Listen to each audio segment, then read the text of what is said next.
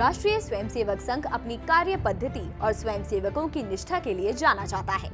पिछले 9 दशकों से अधिक की यात्रा में संघ के अनेक स्वयंसेवकों ने अपने जीवन को राष्ट्र कार्य हेतु समर्पित कर राष्ट्र निष्ठा का उदाहरण प्रस्तुत किया।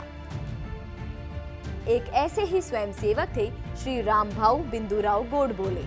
उन्होंने जीवन के लगभग 53 वर्ष से अधिक का समय संघ, राजनीति और फिर वनवासी कल्याण आश्रम के क्षेत्र में कार्य किया।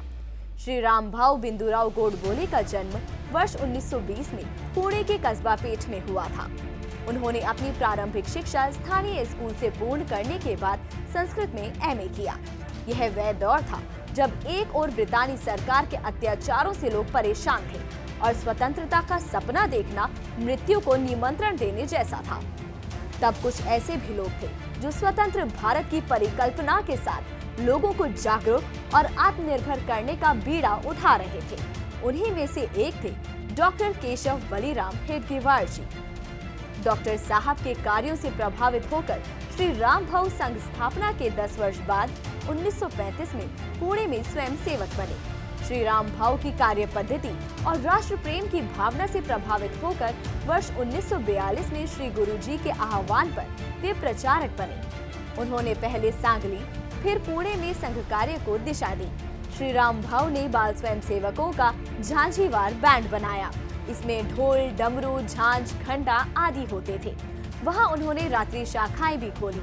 श्री रामभाऊ स्वयंसेवकों से बहुत अधिक स्नेह करते थे, पर विरोधियों को सबक सिखाने में भी माहिर थे। 1953 में जब महाराष्ट्र में श्री रामभाऊ महालगी ने भारतीय जनसंघ का काम प्रारंभ किया, तो श्री रामभाऊ को उनके साथ लगाया गया। उनके परिश्रम और संपर्क से जनसंघ ने शीघ्र ही जड़ पकड़ ली। वर्ष 1957 में वे विधानसभा के सदस्य चुने गए। यहीं से उनकी राजनीतिक जीवन की यात्रा शुरू हुई। जनसंघ के नेतृत्व में हुए गोवा मुक्ति आंदोलन में बाहर से आए सत्याग्रहियों की व्यवस्था की जिम्मेदारी भी श्री रामभाऊ को दी गई थी, जिसका उन्होंने अच्छे से निर्वहन किया। जब सरकार ने कच्छ का कुछ भाग पाकिस्तान को देना चाहा, तो उसके विरुद्ध हुए आंदोलन का संचालन भी श्री रामभाऊ ने ही किया था। मुंबई में वर्तमान भाजपा और उसके बगल में स्थापित वनवासी कल्याण आश्रम कार्यालय चंचल स्मृति उनके प्रयास से ही बने हैं। श्री रामभाऊ प्रत्येक काम बड़ा लक्ष्य लेकर पूरी निष्ठा के साथ करते थे। एक बार मराठा पत्र खरीदने के लिए उन्होंने धन संग्रह किया, पर किसी कारणवश वह काम न होने पर पैसा लोगों को लौटा दिया। उनकी इस पारदर्शिता की सर्वत्र सराहना हुई। ऐसे होते हैं संघ के स्वयंसेवक। 1967 में रामभाऊ को जनसंघ के काम के लिए बंगाल भेजा गया। वहां वे वर्ष 1973 तक रहे। इसके बाद उन्हें केंद्रीय मंत्री की जिम्मेदारी देकर दिल्ली बुला लिया गया। पर आपातकाल के बाद उन्हें राजनीति से अरुचि हो गई। अतः जब वनवासी कल्याण आश्रम के काम को राष्ट्रीय स्वरूप दिया गया, तो उन्हें उसका राष्ट्रीय संगठन मंत्री बनाया गया। यद्यपि इसका मुख्यालय जशपुर नगर में था, पर रामभाऊ मुंबई से ही उसका संचालन करते थे। मुंबई से उन्होंने कल्याण आश्रम के लिए खूब साधन जुटाए।